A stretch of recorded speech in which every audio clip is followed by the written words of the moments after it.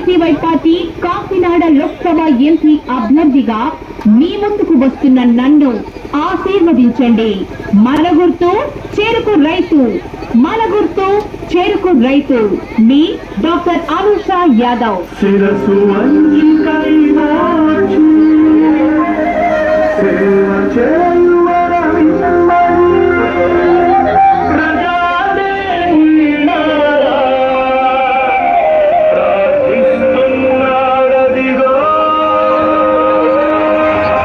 Kakinada parliament నియోజకవర్గ voter మహాశైలకు నా విన్నపము.